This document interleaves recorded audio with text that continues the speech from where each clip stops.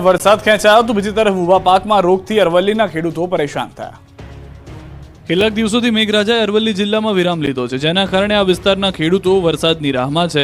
વરસાદ ખેંચાતા અરવલ્લી જિલ્લામાં ખેડૂતોએ વાવેલી મગફળીના પાકમાં ઈયળ અને ફૂગનો ઉપદ્રવ વધી ગયો છે।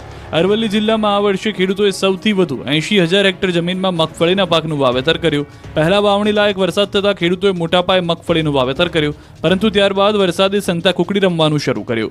છેલ્લા કેટલાક દિવસથી વરસાદ ઝરમર પડતા તેમજ સતત વાતાવરણ બદલાતા મગફળીના પાકમાં ઈયળ, ડોળ અને કાળી ફૂગ નામનો રોગ આવી ગયો છે। આ રોગ આવતા ખેડૂતોનો મગફળીનો પાક મૂળમાંથી સુકાઈ જાય છે। ખેડૂતો દ્વારા રાસાયણિક ખાતર તેમજ દવાનો છંટકાવ કરવામાં આવે છે, પણ આ રોગ પર નિયંત્રણ આવતું નથી। જો આગામી દિવસોમાં વરસાદ ખેંચાશે અને વધુ વરસાદ નહીં પડે તો ખેડૂતોને વીઘા દીઠ 30 થી 40% નુકસાની ભોગવવાનો વારો આવશે। કહેવાય છે જગતનો તાત છતાં છે લાચાર। વરસાદનું જોર ઘટતા ઈયળોનો ઉપદ્રવ વધી ગયો છે। હજારો રૂપિયા ખર્ચ કર્યો, પેટે પાટા બાંધી રાત દિવસ મહેનત કરી, છતાં જગતના તાતને રાતા પાણીએ રોવાનો વારો આવ્યો છે। ક્યારે અતિ ભારે વરસાદ તો ક્યારેક માવઠાના મારથી માંડ માંડ કમર કસીને ખેડૂત બેઠો થયો છે, ત્યાં વધુ એક જગતના તાત માથે મોટી આફત આવી પડી છે। વરસાદનું જોર ઘટતા સુરતના વિસ્તારમાં ઈયળોનો ઉપદ્રવ વધી રહ્યો છે। સુરતના ઓલપાડના સાયણ ગામે ખેડૂતોના ખેતરમાં ઈયળોના ઢગલા જોવા મળ્યા। ઈયળો ઊભો પાક ખતમ કરી રહી છે। ખેડૂતોના સારા ઉત્પાદન અને ઉચ્ચ ભાવના સ્વપ્ન રોડાઈ રહ્યા છે। માત્ર ખેતરોમાં જ નુકસાન નહીં, લોકોની ઘરની દિવાલો પર પણ ઈયળો જોવા મળી રહી છે। મોટા પાયે નુકસાન થતું હોવા છતાં તંત્ર દ્વારા કોઈ કામગીરી ન કરાતા ખેડૂતોમાં ભારે રોષ જોવા મળ્યો છે। અમદાવાદના અનેક રસ્તાઓ બની ગયા છે ઉબડ-ખાબડ, વાહન ચાલકો પરેશાન છે। ચોમાસામાં હંમેશાની જેમ આ વખતે પણ અમદાવાદના રસ્તા હતા નહોતા થઈ ગયા। ઘોડાસરના પુનિતનગર ક્રોસિંગથી વટવા જવાનો માર્ગ પર છેલ્લા કેટલાય સમયથી વિસ્માર હાલતમાં છે। નબળા રસ્તાના કારણે સ્થાનિકો અને વાહન ચાલકોને ભારે હાલાકીનો સામનો કરવો પડી રહ્યો છે। આ રોડ પરથી ધસમસતા વાહનો પસાર થાય છે અને તેના કારણે ધૂળની ડમરીઓ ઉડવાથી ફરિયાદ ઉઠી છે। ઉબડ-ખાબડ બનેલા રસ્તા પરથી પસાર થતા રાહદારીઓ અને વાહન ચાલકોને અકસ્માતનો ભય સતાવી રહ્યો છે। તંત્રને અનેકવાર ફરિયાદો કરી છતાં રસ્તાનું સમારકામ ન થતા લોકોમાં ભારે રોષ ભભૂકી ઉઠ્યો। રસ્તા નજીક બુલેટ ટ્રેનની પણ કામગીરી ચાલી રહી છે, છતાં રસ્તાને રિપેર કરવામાં નથી આવી રહ્યો। ખરાબ રસ્તાને પગલે સ્થાનિકોએ તાકીદે રસ્તાનું રિપેરિંગ કામ કરવાની માંગણી પણ કરી હતી। આ વિસ્તારમાં ખરાબ રસ્તા અને ખાડામાં પાણી ભરાઈ રહેવાને કારણે ગ્રાહકો દુકાન સુધી પહોંચી શકતા નથી। જામનગરમાં બિસ્માર રસ્તાથી કંટાળ્યા લોકોએ જાતે જ રસ્તાનું સમારકામ આદર્યું। તંત્રે ન સાંભળ્યું તો સ્થાનિક લોકોએ જાત મહેનત જિંદાબાદ કર્યું। જામનગરના બિસ્માર રસ્તાઓને ખાડા પૂરવા સ્થાનિકોએ જાત મહેનત કરવાનો વારો આવ્યો।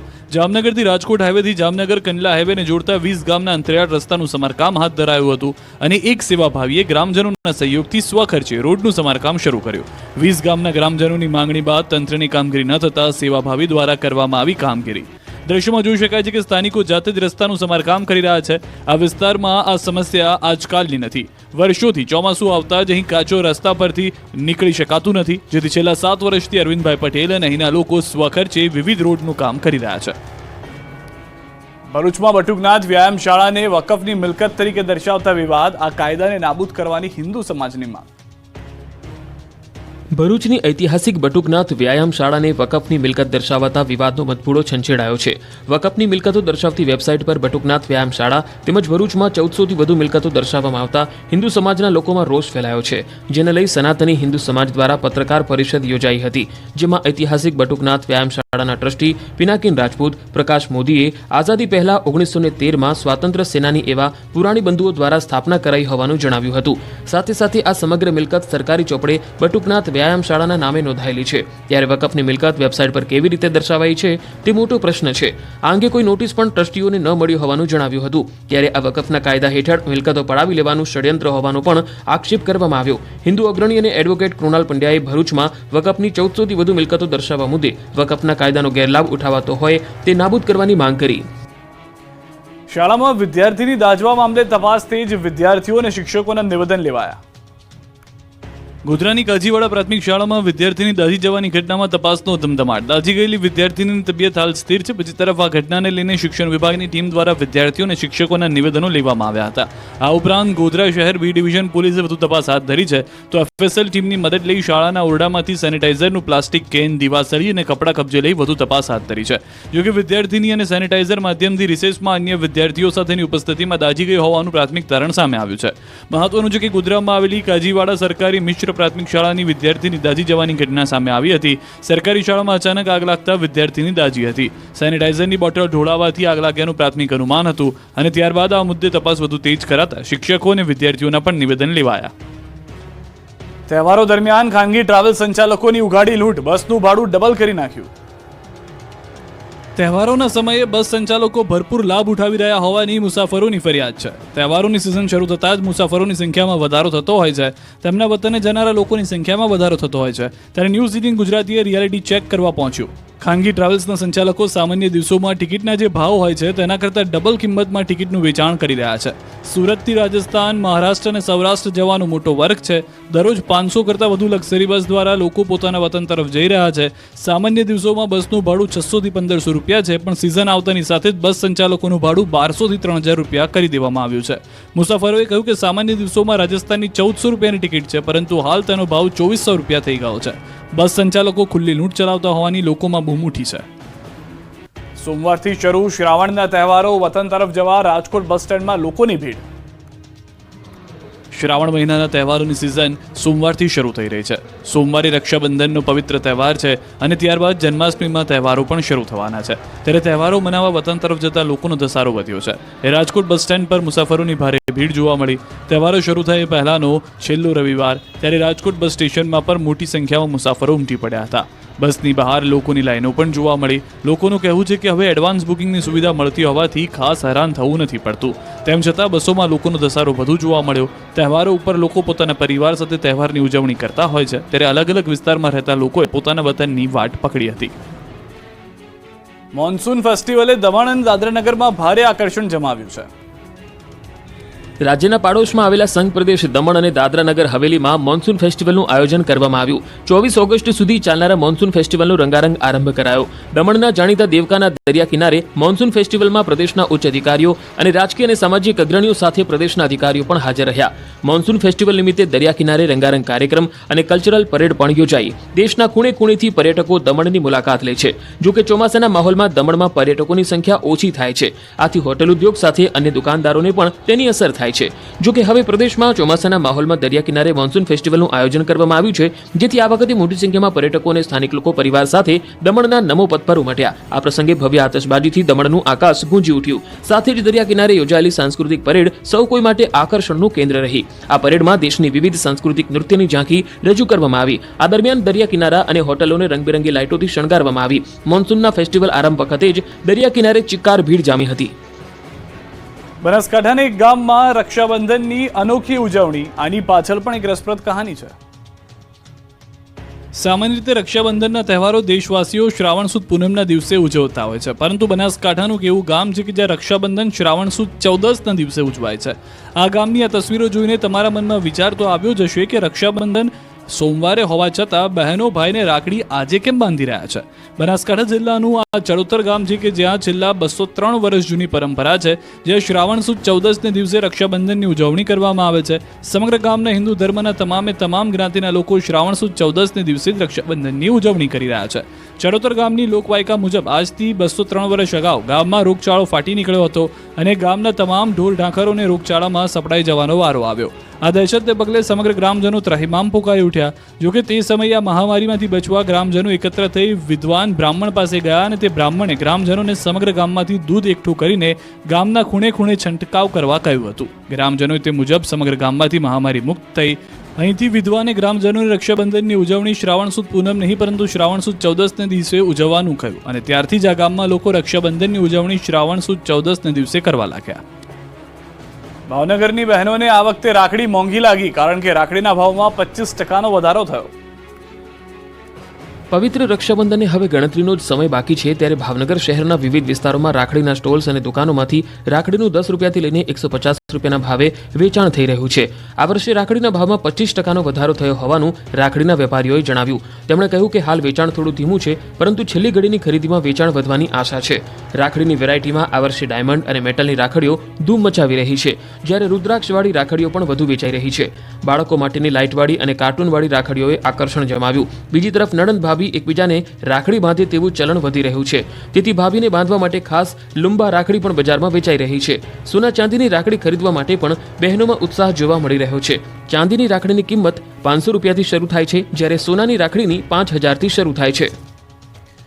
ભાઈની રક્ષા માટે સોના ચાંદીની રાખડી ખરીદવા લોકો થયા પાગલ. રક્ષાબંધનને લઈને ભાઈની રક્ષા માટે બજારમાં રાખડીઓની ધૂમ ખરીદી થઈ રહી છે, ત્યારે આ વખતે બહેનો પોતાના ભાઈની રક્ષા માટે સોના ચાંદીની રાખડી ખરીદવા ક્રેઝી થયા છે.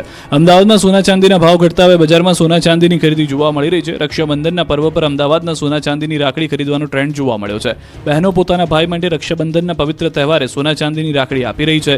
માર્કેટમાં સોના ચાંદી માટે અવનવી વેરાયટી જોવા મળી. 10,000થી લઈને 80 લાખની કિંમત સુધીની સોનાની રાખડી બજારમાં જોવા મળી રહી છે, જ્યારે ચાંદીમાં 50 લાખની કિંમતનો સ્ટોક આવ્યો છે. આ વખતે રાખડી ખરીદવા માટે જ્વેલર્સની દુકાનમાં સૌથી વધારે ભીડ જોવા મળી. બહેનો રુદ્રાક્ષવાળી, ઓમ ગણપતિ લખેલી રાખડીઓ વધારે પસંદ કરી રહ્યા છે. ઓમ, સ્વસ્તિક, હેપી બ્રધર, બેસ્ટ બ્રધર સહિતની રાખડીના વધારે ઓર્ડર મળી રહ્યા છે. બનાસકાંઠાની મૂકબધિર મહિલા હસ્તકલાની વસ્તુઓ બનાવી બન્યા આત્મનિર્ભર. મૂકબધિર મહિલાઓ માટે પ્રેરણારૂપ. આપ દ્રશ્યોમાં પોતાના હાથેથી અનેક હસ્તકલાની ચીજવસ્તુઓ તૈયાર કરતી જે મહિલાઓને જોઈ રહ્યા છો, તે મહિલા કોઈ સામાન્ય મહિલા નથી, પરંતુ આ મહિલા મૂકબધિર મહિલા છે, જે તો ન બોલી શકે છે, ન તો સાંભળી શકે છે. આજે પાલનપુરના હનુમાન ટેકરી વિસ્તારમાં રહેતા હેતલબેન મોઢ. આર્થિક સંકટ હોવા છતાં હેતલબેન મોઢે હિંમત હાર્યા વગર પરિવારની જવાબદારી પોતાના શિરે ઉપાડી લીધી. પાલનપુરની જ એક સંસ્થા પાસેથી પોતે હસ્તકલાની તાલીમ મેળવી હસ્તકલાને જ પોતાના પરિવારનો આર્થિક સ્ત્રોત બનાવ્યો.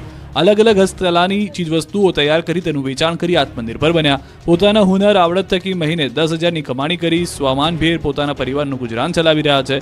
છેલ્લા 2 વર્ષથી હેતલબેન મોઢ હસ્તકલાની અવનવી ચીજવસ્તુઓ બનાવી આર્થિક રીતે પગભર બન્યા. હેતલબેને હસ્તકલાની અવનવી ડિઝાઇનવાળી ડાયમંડ, મોતી, રુદ્રાક્ષ અને કાર્ટૂનવાળી રાખડીઓ સહિત ગિફ્ટ પેકિંગ જેવી 200થી 300 પ્રકારની મનમોહક રાખડીઓ બનાવી છે. તેમજ 5થી વધુ દિવ્યાંગ મહિલાઓને તાલીમ આપી આત્મનિર્ભર બનાવવાનું કાર્ય કર્યું. ત્યારે મક્કમ મનોબળ અને દ્રઢ આત્મવિશ્વાસ આગળ શારીરિક ક્ષતિ પણ ઘૂંટણીએ પડે આ વાક્ય સાર્થક થયું છે. દ્વારકાના ભાણવડમાં મહાદેવ મંદિરનો અનોખો મહિમા પાંડવોએ બનાવેલું હોવાની લોકવાયકા. દેવભૂમિ દ્વારકા જિલ્લાના ભાણવડ ખાતે ખંભાળિયા હાઈવે પર આવેલું અતિ પૌરાણિક ઇન્દ્રેશ્વર મહાદેવનું મંદિર સોનમતી, વેરાળી અને વર્તુ નદી એમ ત્રણ નદીઓનો સંગમ છે. અહીં પાણી વચ્ચે વિશાળ પટાંગણમાં પર્યટન સ્વરૂપ પ્રાચીન ઇન્દ્રેશ્વર મહાદેવનું મંદિર આવેલું છે. ઇન્દ્રેશ્વર મહાદેવની સ્થાપના પાંડવોએ વનવાસ દરમિયાન કરી હોવાનું મનાય છે. શિવભક્તો પાંડવોએ વનવાસ દરમિયાન સ્નાન કર્યા વિના શિવ પૂજા કેમ કરી હશે એ સવાલનો જવાબ છે આ વહેતા ઝરણા. અહીંના ઇન્દ્રેશ્વર મહાદેવ મંદિરમાં શ્રાવણ માસ દરમિયાન ભક્તોની ભારે ભીડ જોવા મળે છે. મોટી સંખ્યામાં ભોળાનાથના ભક્તો દ્વારા ઇન્દ્રેશ્વર મહાદેવ મંદિર ટ્રસ્ટ દ્વારા શિવની મહાપૂજા કરવામાં આવે છે. પાંડવો દ્વારા મોટાભાગના શિવ મંદિરો નદી ઝરણાના તટ પર જ સ્થાપિત કરાયેલા જોવા મળે છે.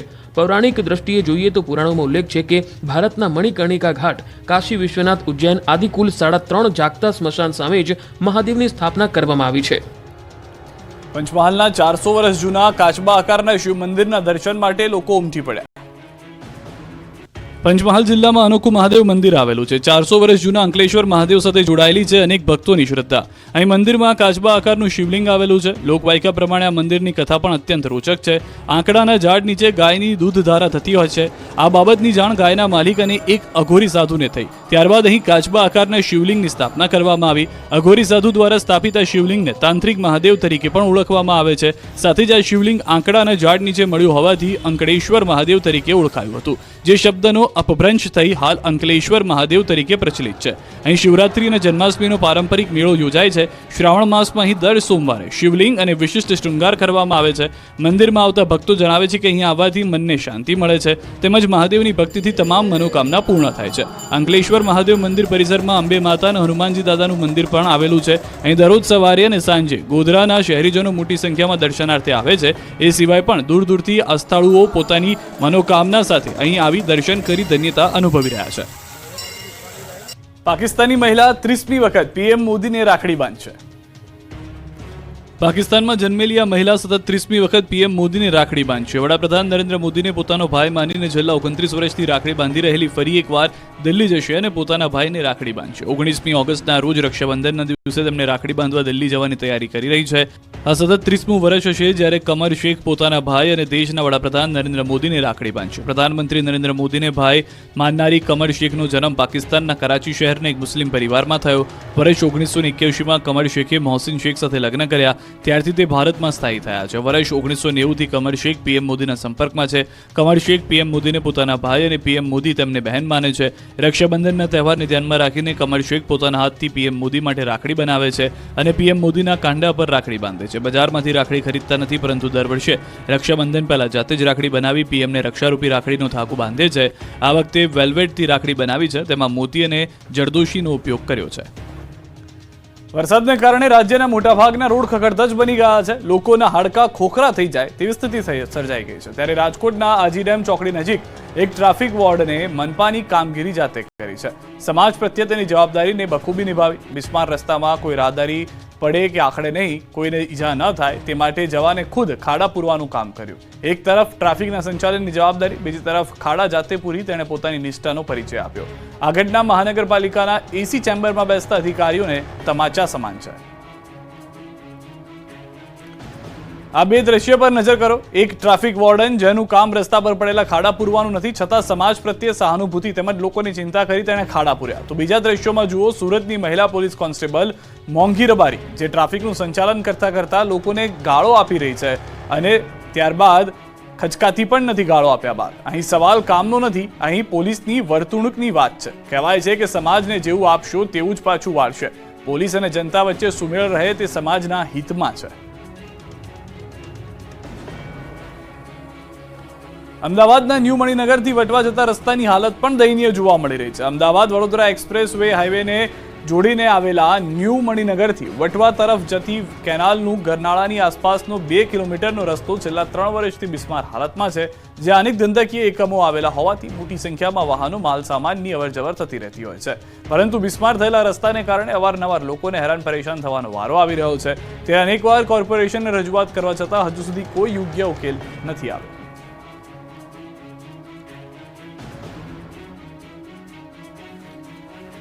રાજ્યના સરકારી કર્મચારીઓ માટે મહત્વના સમાચાર. સરકારી કર્મીઓને હવે વિદેશ પ્રવાસે જવું કઠિન બનશે. ચાલુ નોકરીએ વિદેશ પ્રવાસ જવું હશે તો મહિના પહેલા એનઓસી લેવી ફરજિયાત છે. સરકારી કર્મચારીએ આ માટે કર્મયોગી પ્લેટફોર્મ પર અરજી કરવી જરૂરી રહેશે. રાજ્યના જળસંપત્તિ, પાણી પુરવઠા, નર્મદા અને કલ્પસર વિભાગે જાહેર કરેલી નવી સૂચના મુજબ હવે સરકારી કર્મચારીઓને વિદેશ પ્રવાસ જવું વધારે કઠિન બનશે. કોઈ પણ સરકારી કર્મચારીએ વિદેશ પ્રવાસે જવું હોય તો તેમની રજાની તારીખના 1 મહિના અગાઉ એનઓસી લેવું ફરજિયાત રહેશે.